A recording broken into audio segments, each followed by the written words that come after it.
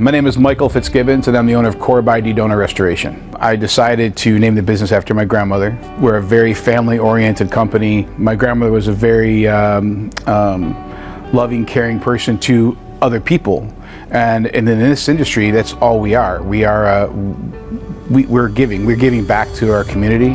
So in my history with other restoration companies, other things that I've done, that's been missed, right? The care of that human touch to that person that's going through whatever they're going through in their home, and I wanted to make a difference. So I decided to open up Core by DeDona Restoration and name it after my grandmother for that reason. We are located in Santa Clarita, California, so we represent Los Angeles County, although kind of great news is that I'm officially opening another office in Palm Springs. My tagline is creating family, not just customers, and we stand by that.